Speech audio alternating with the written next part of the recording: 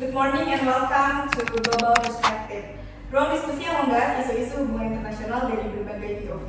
Oke, pada episode kali ini kita akan mengulas sebuah film yang bukan hanya mengisahkan perang atau konflik bersenjata saja, but also menunjukkan bagaimana dunia internasional itu gagal gitu menjalankan tanggung jawabnya dalam melindungi kemanusiaan.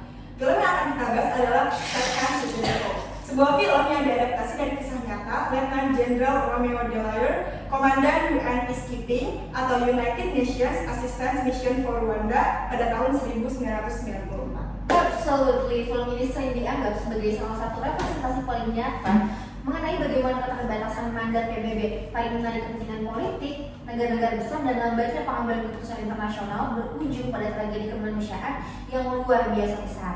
Nah, dalam waktu sekitar 100 hari diperkirakan lebih dari 800.000 orang terbunuh di Rwanda, teman-teman. Yang membuat film ini tuh begitu menyentuh adalah kenyataan bahwa sebenarnya banyak loh tanda bahaya bahwa ini tuh sudah akan terjadi jauh sebelum pembantaian dimulai. Nah teman-teman, untuk membahas yang lebih intens, hari ini kita telah menghadirkan dua narasumber dengan perspektif yang berbeda yang masing-masing sangat expert di bidangnya. Yang pertama adalah seorang diplomat yang banyak menekuni isu diplomasi kemanusiaan, perlindungan warga sipil, dan operasi penjaga perdamaian. Please join me in welcoming Bapak Gusti Dwi Jarafi.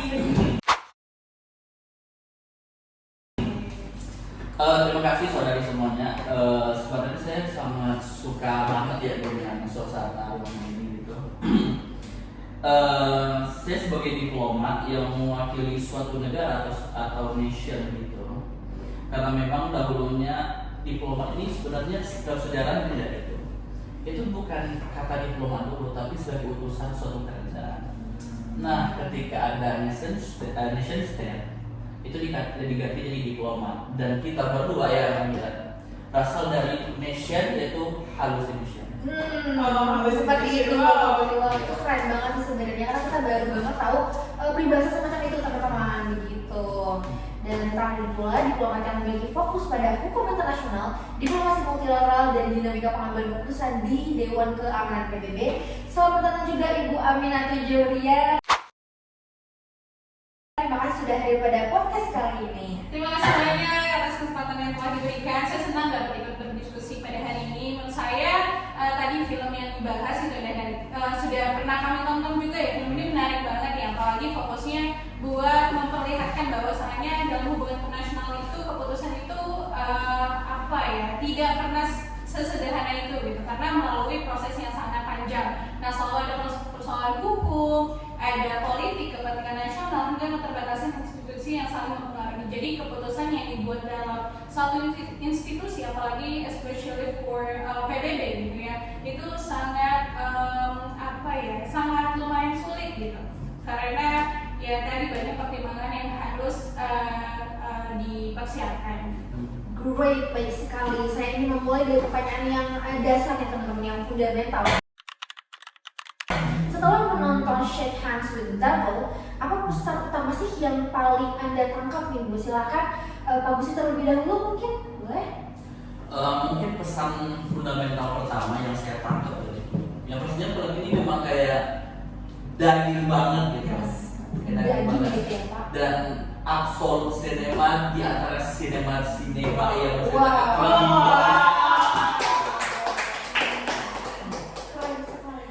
di detik 11 itu ada teks atau caption ya, itu diceritain kayak Rwanda is a small country in Africa gitu. Kayak Rwanda adalah negara kecil di Afrika, tapi seperti yang kita dengar tadi dari Ratu gitu, ada 800.000 orang yang meninggal gitu. Dan sebenarnya kita percaya nggak setiap film ini memang pure dari fakta lapangan atau cuma kayak dongeng doang gitu. Nah, kalau saya kaji ya gitu dari perspektif bahasa dan juga linguistik dari beberapa negara, kalau suatu cerita atau suatu peristiwa itu diceritakan sebagai dongeng, itu pasti awalannya ya gitu. Awalan dari cerita itu kayak misalnya di Inggris nih, dahulu kala di balik 7 gunung dan 7 hutan bla bla bla bla. Atau dari perspektif Asia seperti Korea gitu, dahulu kala ketika harimau masih merokok gitu, bla bla bla. Atau kayak Indonesia nih, kayak kita sekarang nih, kayak bukan pada zaman dahulu lagi gitu dongengnya, tapi lebih kayak kalau saya nanti terpilih saya akan bakal Itu sangat amat puitis sekali ya. nah puitis banget.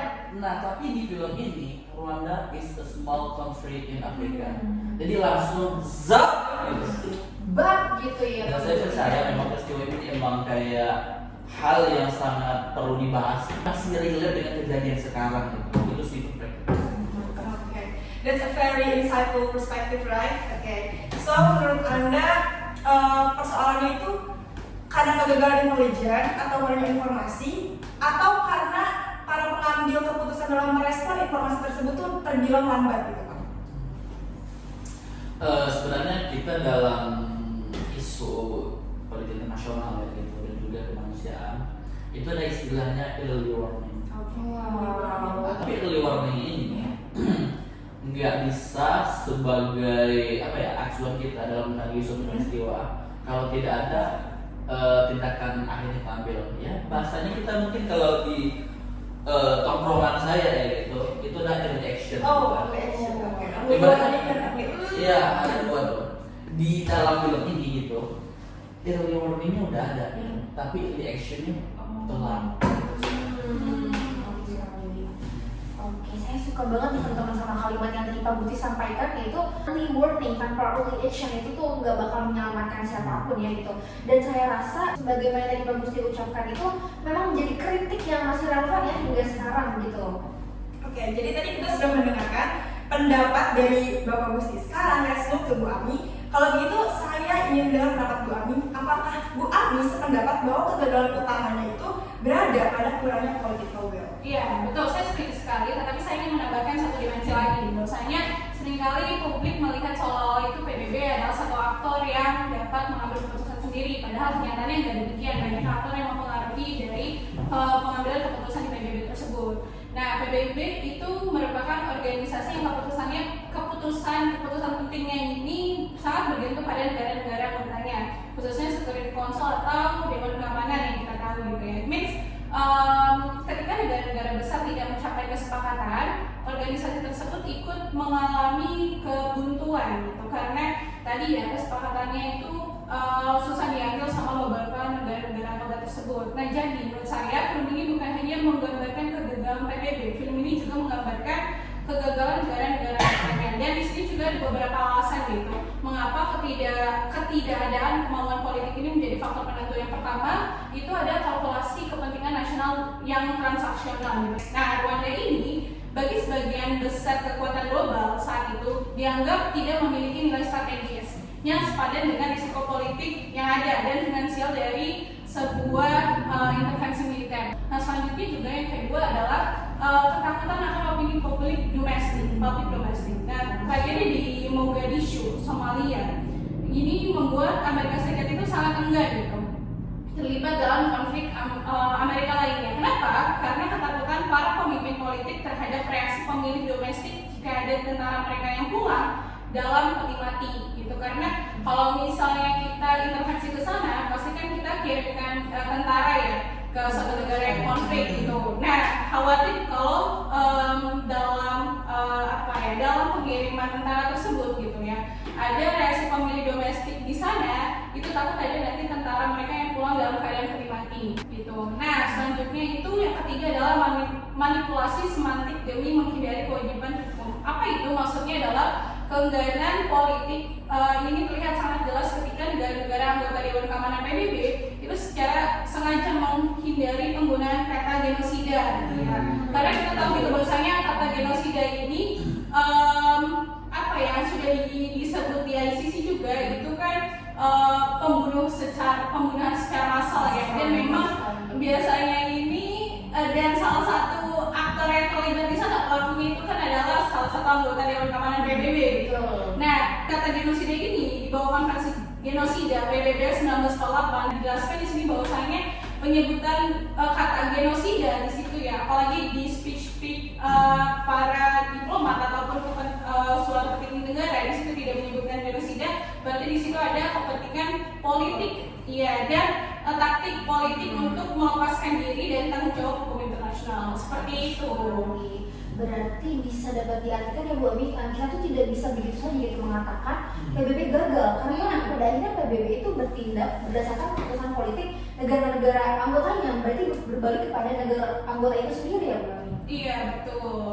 Oke, jadi bisa saya simpulkan sebenarnya kedua diplomat ini sepakat bahwa kegagalan itu ada, tetapi titik tekannya berbeda. Kalau Pak Gusti tadi lebih melihat persoalan itu ke kegagalan moral dan political will. Nah, kalau Bu Ami itu sendiri melihat ada kegagalan itu sebagai kegagalan struktural dalam sistem pengambilan keputusan internasional yang sistemnya kolektif. I think it's interesting karena keduanya menurut aku saling melengkapi gitu ya. Oke, nah teman-teman, jadi ada satu dialog nih yang menurut banyak penonton tuh menjadi jiwa dari film ini. Nah, gimana sih dialognya itu? Nah, jadi di dalamnya tuh ada tokoh bernama Romeo Dele yang mengatakan bahwa we're going to stay to bear witness to what the rest of the world does not want to see. Nah, kalau boleh jujur, ketika pertama kali mendengar dialog itu saya langsung merasa merinding gitu teman-teman. Saya ingin juga mendengar di pendapat diplomat Pak Gusti terlebih dahulu. Apakah makna kalimat tersebut bagi Anda nih Pak? Menurut saya sih kayak dialog yang ada di film tersebut yang dikatakan oleh Romeo tadi itu bukan sekedar dialog yang ditampilkan oleh tim kreatif lalu dipadukan oleh beberapa aktor gitu. Tapi itu ya. tapi pesan itu dari film tersebut adalah dakwaan moral terhadap dunia internasional khususnya PBB. Karena memang ada double standar dari PBB yang dari dulu sampai sekarang itu penyakitnya belum sembuh-sembuh gitu. Karena kita baca di sejarah kemanusiaan tragedi Holocaust, genosida Albania gitu. Karena mereka itu ya masih dekat dengan kulit putih yang sekarang ini yang mendominasi politik nasional, itu tindakannya cepat banget gitu. Dan setiap pelakunya itu ditindak hukum. Nah, namun di Rwanda ini gitu, yang saya lihat aduan dan dakwaan dari Romeo ini kan dia tuh lihat langsung tuh gimana tragedi kemanusiaan 800.000 orang yang ketika PBB itu yang ya kita ini sama-sama secara biologi kita ini sama-sama Homo sapiens gitu. Tapi ketika itu saya melihat Homo sapiens yang ada di PBB itu menganggap ini sebagai tragedi Homo erectus, yang menganggap bahwa ras di Afrika ini itu berbeda sama mereka yang kulit putih. Terdapat rasisme seperti Iya bisa dibilang rasisme lah, tapi cuma kami dari para diplomat mungkin bukan menganggap itu sebagai rasisme. Mungkin lebih kayak mengkelasduakan sebuah ras gitu. Nah itu sih yang saya ambil kayak ini bukan dakwaan moral tapi kayak bahkan lebih dari dakwaan moral itu sendiri gitu. Kayak misalnya kayak kalau kita hidup di zaman itu kayak mendengar peristiwa tersebut dan kita mengambil perspektif orang yang non kulit putih ya itu kayak kita kayak ini benar sih kayak sebuah organisasi yang mengatur beberapa negara dan semua negara itu berjanji mereka itu tunduk di peraturan tersebut, tapi memang dalam organisasi tersebut banyak banget kepentingan nasional daripada mementingkan kemanusiaan gitu. Wow. Jadi bisa dibilang Romeo Dele ini melihat langsung gitu ya bagaimana peristiwa ini terjadi dan melihat langsung bagaimana hal-hal yang dilakukan oleh komunitas internasional itu sangat terbatas gitu ya teman-teman. Nah, saya rasa itu salah satu momen yang paling emosional juga ya karena seorang komandan militer ya teman-teman yang seharusnya berbicara mengenai strategi, terus mengenai strategi perang, tapi justru malah membicarakan mengenai kesaksian kemanusiaan. Betul. Dan mungkin itulah yang membuat film itu berbeda ya dari film perang pada umumnya. Iya. Jadi dari itu ya, mungkin aku juga penasaran nih gimana sih tanggapan dengan Bu Ami sebagai ya, diplomat yang juga berkecimpung di hukum internasional ya gitu. Apakah Anda memaknai dialog itu dengan cara yang sama atau Anda mungkin punya pandangan yang berbeda terhadap dialog itu? Oke, baik. Sebagian besar iya, tapi saya juga melihat bahwasanya dialog itu juga sebagai kritik terhadap mekanisme diplomasi internasional. Nah, bagi saya pribadi, kalimat tadi yang disebutkan oleh Jenderal Dillard gitu ya, itu mengandung 3 makna yang mendalam. Yang pertama itu adalah pemberontakan terhadap ketidakpedulian yang disengaja. Yang kedua, itu kayak definisi kehadiran militer sebagai jangkar moral, dan yang ketiga itu pertanggungjawaban masa depan terhadap sejarah. Nah, apa itu maksudnya? Yang pertama, pemberontakan terhadap ketidakpedulian yang disengaja. Ketika si Romeo Daewoo ini mengatakan what the rest of the world doesn't want to see, dia sedang menelanjangi kemunafikan global. Dunia bukan tidak tahu apa yang terjadi di Rwanda. Bahwasanya dunia itu sebenarnya tahu gitu kan, karena banyak berita yang dipublikasikan, terus juga ada dari media lain gitu. Jadi dunia tahu, dan dunia itu memilih untuk memalingkan wajahnya. Kita tahu gitu bahwasanya ternyata banyak negara yang dia tidak terlalu peduli gitu dengan kasus atau genosida yang ada di Rwanda ini. Dengan memutuskan untuk tetap tinggal, Romeo ini menolak membiarkan pembantaian itu terjadi dalam kegelapan. Ia memaksa dunia untuk tetap memiliki cermin atas kegagalan sendiri. Jadi di sini yang pertama itu dijelaskan bahwasanya pemberontakan terhadap ketidakpedulian yang disengaja ini, Daewoo itu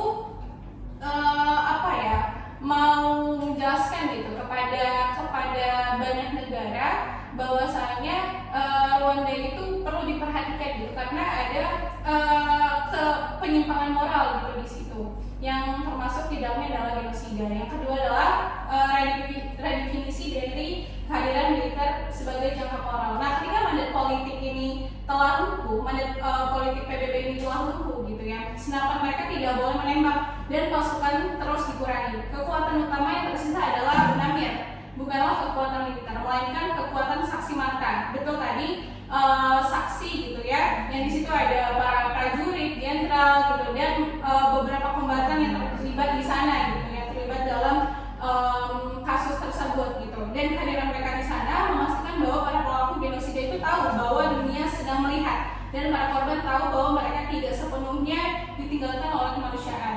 Dan menjadi saksi ini bukan tindakan pasif, melainkan sebuah aksi perlawanan aktif yang berisiko nyawa. Dan kita tahu gitu ya bahwasanya yang ada dalam statuta ICC yang dijelaskan di ICC di pasal 28 itu, bahwa ada beberapa tanggung jawab komandan di situ gitu ya, bahwa untuk memerintahkan bagaimana caranya perang gitu ya, memerintahkan untuk bagaimana caranya agar tidak melanggar aturan-aturan perang, itu di situ dijelaskan di pasal 28. Dan menurut saya apa yang dilakukan Romeo ini bukan hanya sekedar dari kepatuhan di pasal 28 gitu, tapi sudah melaksanakan adanya dari kepatuhan hukum internasional tersebut gitu, dan kepatuhan moral internasional. Dan selanjutnya tadi yang ketiga adalah pertanggungjawaban dari masa depan terhadap sejarah. Yang menjadi saksi ini berarti mengamankan kebenaran untuk masa depan gitu ya. Kita lihat nanti bahwasanya ada generasi-generasi mendatang yang kalau misalnya tidak diberi informasi yang baik, yang benar tentang sejarah, pasti akan salah melihat gitu. Sejarah itu mungkin terjadinya kelam, sejarah itu ternyata benarnya ya dari sisi yang lain, dan bahkan dari sisi itu bukan dijelaskan oleh para pribumi tersebut gitu, bahwa sejarahnya dijelaskan oleh bangsa-bangsa yang lain atau bangsa penjajahnya gitu. Dari sini Romeo itu menjelaskan balik sejarahnya bagaimana, sejarah yang benarnya bagaimana, dan dijelaskan tersebut yang dari penjelasan tersebut itu dijelaskan oleh pribumi itu sendiri gitu. Nah, seperti itu sih. Wow, amazing. I think itu padahal cuma satu dialog ya teman-teman, tapi kita bisa memaknainya dari berbagai macam perspektif. Dan saya rasa kedua sudut pandang itu sama-sama valid ya teman-teman. Oke, jadi tadi kita kan sudah membahas nih bahwa film ini tuh memperlihatkan adanya berbagai early warning yang sebenarnya sudah diterima oleh komunitas internasional. Sekarang saya ingin mengajak para diplomat kita saat ini yang sudah hadir di podcast kali ini untuk masuk dalam sebuah simulasi. What if jika Anda berdua adalah perwakilan tetap negara masing-masing di Dewan Keamanan PBB pada awal tahun 1994. Pada tahun yang sama saat kasus Rwanda itu terjadi ya teman-teman. Sebelum genosida itu mencapai puncaknya. Nah, laporan dari Romeo Dallaire sudah ada di meja Anda. Informasi mengenai distribusi senjata, pelatihan milisi, bahkan potensi pembantaian juga sudah Anda terima. Apa keputusan pertama yang akan Anda ambil? Silakan, mungkin boleh Pak Busi terlebih dahulu. Mungkin di perspektif saya, mungkin kalau ketika surat tersebut ada di atas meja saya. Mungkin saya ngambil 3 langkah, dan langkah pertama yang saya ambil itu mungkin ya pastinya membuka surat tadi dong. Gitu. Ya, maksud saya itu kayak langkah pertama yang saya ambil. Mungkin saya akan meminta sidang darurat Dewan Keamanan PBB pada saat itu, yang tidak hanya menghadirkan beberapa negara atau delegasi saja gitu. Tapi saya mencoba dalam sidang tersebut juga mengajak aktor internasional lain gitu, yang gak cuma negara dan pastinya gitu, tapi juga beberapa media, pakar ahli kemanusiaan lainnya gitu. Dan apa sih yang bagusnya kita ambil gitu.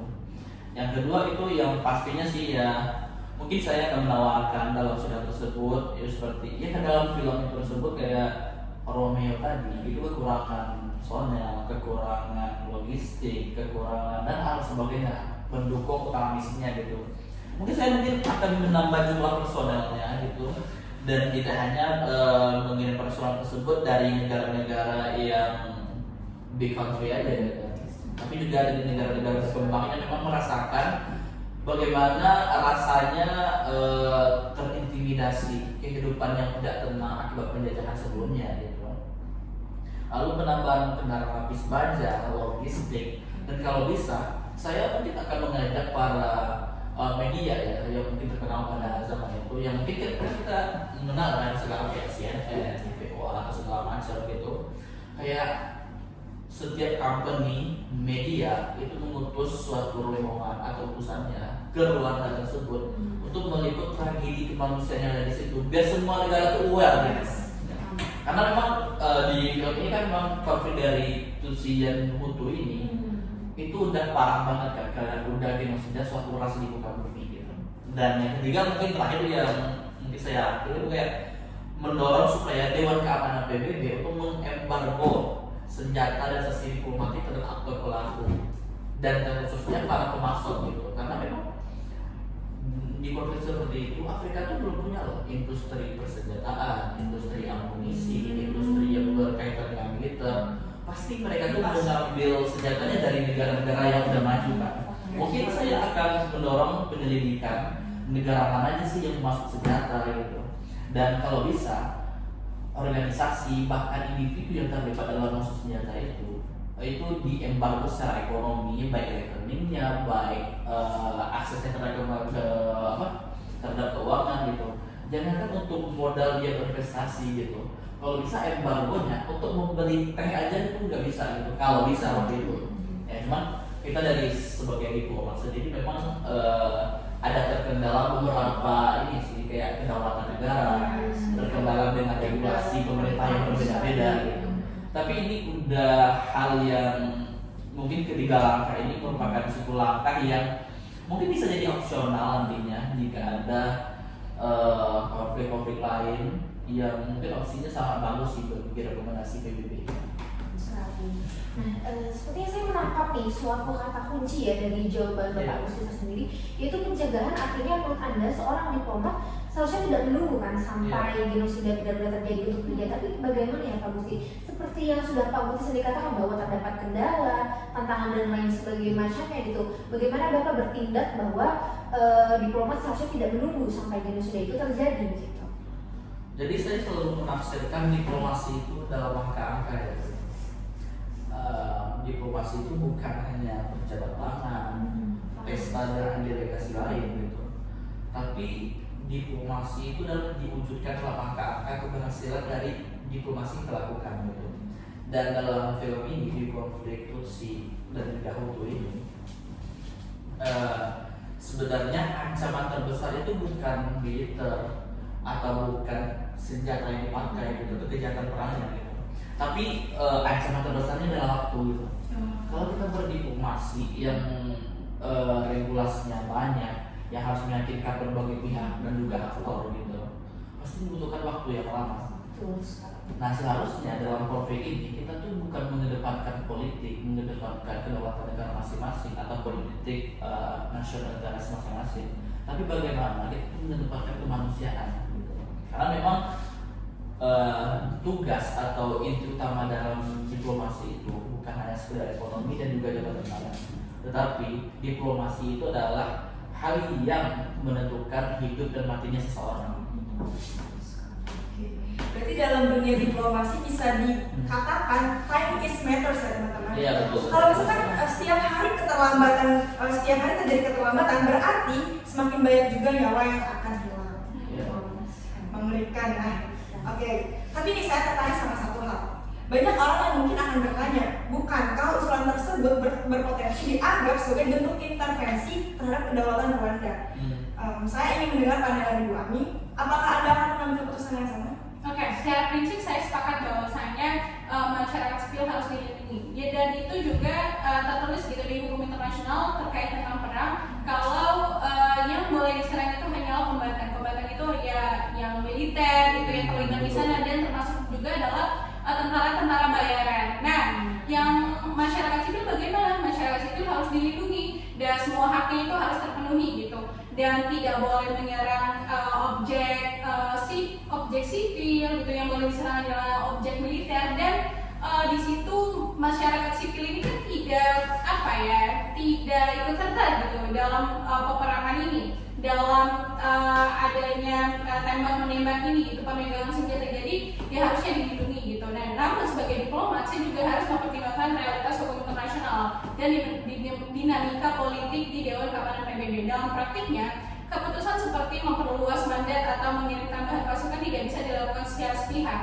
Itu pasti diperlukan adanya keputusan persetujuan politik dari negara-negara anggota Dewan Keamanan. Nah, dan jika kita memutar balik jarum jam ke awal tahun 1994, dan saya duduk sebagai perwakilan tetap di Dewan Keamanan PBB dengan faksimili peringatan dini dari Jenderal tadi ya Romeo di tangan saya. Keputusan pertama yang akan saya ambil adalah mengusulkan resolusi darurat untuk mengubah mandat UNAMIR dari bab 6 menjadi bab 7 Piagam PBB secara terbatas, dan sekaligus memperluas aturan perlibatan untuk menyita persenjataan ilegal. Karena kita tahu gitu ya bahwasanya dalam hukum perang ini ada beberapa senjata yang memang tidak boleh digunakan gitu. Ada deklarasi juga tentang weapons gitu. Jadi beberapa senjata yang memang dalam keadaan seperti itu tidak boleh dipakai gitu. Dan laporan Romea ini tentang adanya penimbunan senjata dan rencana pembantaian adalah red alert. Jadi red alert itu adalah kalau misalnya ada satu situasi yang darurat. Nah, red alert itu udah situasi yang darurat banget gitu. Jadi levelnya udah tertinggi gitu. Dan menghadapinya adalah dengan mandat bab yang ke-6 tadi gitu, yang mengizinkan penggunaan senjata untuk membela diri adalah hati sempit. Dan dalam mandat bab 6 tersebut gitu ya, tindakan bunuh diri taktis dan pembelaan moral adalah satu hal yang ya memang tidak baik gitu secara moral, itu buruk gitu. Dan kita tahu gitu ya bahwasanya kalau adanya suatu genocide yang disengaja gitu dan itu dikomando, itu juga sudah direncanakan gitu ya, itu sudah masuk ke dalam kejahatan perang gitu. Dan namun pertanyaan yang tadi gitu ya, bagaimana dengan prinsip kedaulatan negara? Bukankah menyita senjata dan mengubah mandat secara sepihak bisa dianggap sebagai intervensi legal terhadap kedaulatan Rwanda gitu ya? Dan dari perspektif saya ada beberapa argumen untuk mematahkan keraguan soal kedaulatan terhadap kedaulatan ini gitu.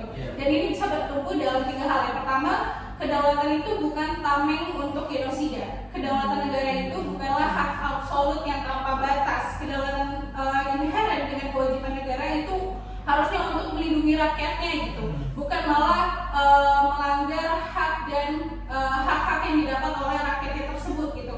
Dan ketika sebuah pemerintah atau elemen di dalam pemerintah tersebut secara aktif merencanakan pemusnahan massal terhadap warganya sendiri, ya mereka sudah gagal untuk memenuhi syarat dasar kedaulatan tersebut. Karena kedaulatan itu harusnya negara itu kan melindungi rakyatnya ya. Betul. Nah, di sini malah adanya pembunuhan massal yang sudah direncanakan, sudah dikomando gitu, dan semuanya sudah tertata dengan jelas gitu tujuannya. Dan yang kedua adalah menjaga kesepakatan arusa yang sah. Dan intervensi ini justru dilakukan untuk melindungi kedaulatan Rwanda yang sah. Yang saat itu telah disepakati bersama oleh pemerintah Rwanda dan RPF.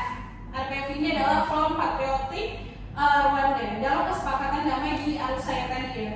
Nah, terus selanjutnya milisi ekstremis yang menimbun senjata justru merupakan aktor-aktor ingin merusak kesepakatan sah negara tersebut. Jadi yang kedua, langkah yang perlu diambil adalah menjaga kesepakatan Arusha yang sah. Jadi ada kesepakatan di Arusha tersebut, nah kesepakatan itu harusnya dijalankan dengan baik gitu. Nah yang ketiga adalah ancaman terhadap perdamaian regional. Nah di sini malah nanti adanya masuk ke internal armed force. Jadi ada di situ keterlibatan untuk perang senjata di internalnya gitu. Nah ketidakstabilan di Rwanda ini bukan lagi urusan domestik yang murni. Potensi konflik skala besar di sana dipastikan akan meluap menjadi krisis pengungsi masif dan destabilisasi total di kawasan Danau Besar Afrika. Dan kita tahu gitu ya bahwasanya nanti kalau ada sebuah negara ini terjadi konflik di negara tersebut gitu, apalagi konfliknya internal dan nanti bisa menyebabkan krisis pengungsi yang masif gitu, dan itu juga bisa menimbulkan kesulitan juga gitu untuk negara lain gitu. Bagaimana nanti pengungsi itu bisa hidup, bisa tinggal gitu, dan apakah negara lain juga akan menerima gitu. Dan di situ adalah salah satu tantangannya gitu. Dan berdasarkan bab 7 yang tadi, Dewan Keamanan itu memiliki mandat legal jika suatu situasi dinilai mengancam perdamaian dan keamanan internasional. Jadi PBB kalau misalnya situasinya tersebut sudah kacau dan negara sendiri itu tidak bisa mengatasi, ya berarti PBB bisa mengintervensi atas dasar perizinan dari negara tersebut seperti itu. Bagus sekali. Berarti Bu Ami dapat saya tangkap ya bahwa Bu Ami ini melihat bahwasannya memiliki gagasan yang benar dan sesuai tupoksi itu sebenarnya belum cukup gitu ya Bu. Yeah. Nah diplomasi juga ini sepertinya membutuhkan kemampuan yang membangun konsensus. Lalu apakah demikian benar Bu Ami? Tepat sekali. Dalam hubungan internasional, keputusan itu tidak hanya ditentukan oleh apa yang benar secara moral, tapi juga apa yang mungkin dicapai melalui proses politik. Dan kalau seorang diplomat itu langsung mengajukan usulan tanpa membangun dukungan dari negara lain, besar kemungkinan usulan tersebut akan gagal. Karena nggak didukung gitu, walaupun usulan kita menurut kita benar, gitu ya, menurut kami benar, tapi tidak ada yang banyak yang mendukung, yang mungkin saja dalam pengambilan keputusan itu tidak berhasil gitu, dan kebijakan itu tidak dilaksanakan dengan baik. Nah karena itu saya melakukan pendekatan bilateral maupun multilateral kepada anggota Dewan Keamanan untuk meyakinkan mereka bahwa biaya itu tidak bertindak, justru akan jauh lebih besar dibandingkan biaya melakukan intervensi secara terbatas. Seperti itu. Oke, I think it's interesting ya. Pak Gusti dan Bu Ami sama-sama memaparkan bahwasannya mereka sama-sama ingin melindungi masyarakat sipil. Namun pendekatannya berbeda. Pak Gusti lebih menekankan terhadap urgensi tindakan, sedangkan Bu Ami lebih menekankan kepada pentingnya membangun legitimasi politik agar tindakan tersebut benar-benar bisa dijalankan. Jadi setelah kurang lebih selama 1 jam ya kita sudah berdiskusi dengan praktisi diplomat, yaitu ada Pak Gusti dan Bu Ami. Sebelum kita menuju ke segmen terakhir atau penutupan, saya ingin mengajukan satu pertanyaan terakhir. Misalnya, tragedi seperti Rwanda itu terjadi pada masa sekarang, di mana teknologi informasi itu sudah lebih maju, media sosial berkembang dengan sangat cepat juga. Apakah menurut Anda dunia akan merespon dengan lebih baik? Silakan, Bu Ami. Ya, menurut saya belum tentu, karena teknologi ini memang membuat informasi menyebar jauh lebih cepat ya dengan adanya teknologi atau media ini. Namun informasi aja tidak otomatis menghasilkan tindakan. Nah, kita masih melihat berbagai konflik kontemporer ini di mana masyarakat internasional mengalami perbedaan pandangan mengenai bentuk respon yang tepat. Artinya, tantangan terbesar tetap sama, yaitu bagaimana membangun kemauan politik di antara negara-negara yang memiliki kepentingan yang berbeda. Jadi kepentingan-kepentingannya ini harus disatukan gitu dalam satu pandangan seperti itu. Berarti bisa dikatakan bahwa tantangan itu bergeser ya buat dulu. Iya. Dunia itu kan dianggap seperti kekurangan informasi gitu teman-teman. Nah sekarang justru tantangan itu adalah bagaimana mengubah informasi ini gitu yang sangat banyak menjadi keputusan yang cepat dan efektif gitu. Bagaimana mungkin Pak Gus tanggapannya? Saya selalu yakin ya bahwa sejarah itu pasti berulang, cuman latar, waktu dan tempatnya aja yang berbeda, tapi bentuknya hampir selalu sama gitu. Bahkan di zaman sekarang tragedi seperti Rwanda itu terjadi, bahkan di detik seperti kita podcast sekarang masih kayak kita di Palestina sekarang. Ya pastinya ketika kita mulai berbicara tadi tentang Rwanda ini, mungkin udah beberapa orang yang meninggal dunia pada ini gitu, jelas banget. Dan sekarang itu informasinya pasti banyak banget dan bisa diakses oleh siapapun gitu. Soalnya waktu dahulu pastinya media itu pasti kayak media cetak yang pastinya bisa diakses oleh orang tertentu kan. Tapi sekarang ini nggak hanya negara atau mungkin organisasi, tapi setiap individu bisa mengakses informasi tersebut. Nah, tantangan terbesar menurut saya sekarang ini itu bukan di kekurangannya, tapi saking banyaknya informasi yang ada. Jadi substansi yang ada itu tertutupi oleh informasi terlalu banyak gitu. Itu sih menurut saya tantangan yang paling besar. Kayak kita konsennya di kemanusiaan gitu. Lalu datang tuh beberapa banyak media terus dengan ribuan beritanya yang konsepnya itu lebih senjata apa sih yang dipakai, siapa sih pemasoknya, sementara kemanusiaan tadi itu tertutup oleh informasi yang banyak tadi. That's interesting. Jadi menurut Pak Gusti, walaupun konteks dunia itu berubah, inti persoalannya tetap sama. Iya, betul banget. Informasi tanpa political will tidak akan menghasilkan perlindungan apapun bagi masyarakat sipil. Sekalian. Sebelum kita mengakhiri nih teman-teman episode kali ini, saya ingin meminta nih masing-masing kepada para diplomat kita yang keren-keren yang sudah hadir pada podcast kali ini untuk memberikan satu pesan penutup nih. Apa saja sih pelajaran yang terbesar dapat dipetik dari film Shake Hands with the Devil? Iya, betul. Baik, Pak Gusti mungkin lebih dulu silakan. Mungkin kesan yang bisa saya ambil dari film yang bersifat fakta ini yang memang daging banget tentunya gitu. Betul sekali. Kadang dalam suatu tragedi kemanusiaan itu bukan militer doang yang bertindak, tapi para diplomat yang bisa menentukan regulasi, menentukan kebijakan, dan juga menentukan pastinya hidup dan matinya manusia tersebut gitu. Dan kesan saya juga sih menurut saya podcast ini juga cukup menarik gitu, karena di berbagai hal podcast saya sebelumnya gitu, saya sangat senang dengan audiens dan juga rekan saya yang rata-rata di sini ciwi-ciwi semua ya, ada saya cuma laki-laki doang di sini. Karena saya dari pengalaman saya podcast dengan teman-teman yang gendernya laki-laki itu di menit pertama sampai menit terakhir itu isinya sensor semua gitu. Makanya saya sangat senang di podcast ini karena memang diskusinya lebih bagus dan juga lebih konsennya dapat dan tentunya tata keramanya juga dapat. Tata krama ya. Intinya dapat teman-teman. Mungkin silakan buat Iya, bagi saya film ini mengingatkan bahwa diplomasi itu bukan sekedar seni bernegosiasi, tapi juga seni mengambil keputusan yang bertanggung jawab. Dan seorang diplomat juga memang harus menghormati hukum internasional, menjaga hubungan antar negara, dan mempertimbangkan kepentingan nasional. Namun, semua itu tidak boleh membuat kita kehilangan orientasi utama, yaitu menjaga perdamaian dan melindungi martabat manusia. Karena pada akhirnya, keberhasilan diplomasi itu bukan hanya diukur dari berapa banyak perjanjian yang ditandatangani, tetapi juga dari berapa banyak nyawa yang berhasil diselamatkan. Amazing ya. Saya rasa today kita belajar bahwasannya film Shake Hands with the Devil bukan hanya film tentang genosida Rwanda semata ya, tetapi film ini juga menjadi bahan refleksi mengenai bagaimana keputusan politik, diplomasi, dan kepemimpinan internasional dapat menentukan arah sejarah di masa yang akan mendatang. Nah, mungkin satu pelajaran yang paling penting yang bisa saya dapat ya teman-teman, yaitu diplomasi itu sepertinya bukan sekedar hubungan baik antar negara, tapi lebih dari itu, yaitu diplomasi juga merupakan instrumen untuk mencegah seperti tragedi kemanusiaan dan lainnya yang sebelum terlambat gitu. Ketika diplomasi ini gagal menjalankan fungsi serta harga yang harus dibayar bukan sekedar kegagalan politik, tetapi itu banyak hal lainnya teman-teman, seperti hilangnya kehidupan manusia dalam jumlah yang sangat besar pastinya. Yes, dan last but not least, kami ucapkan terima kasih kepada dua narasumber atas diskusi yang sangat konstruktif. Tepuk tangannya boleh kita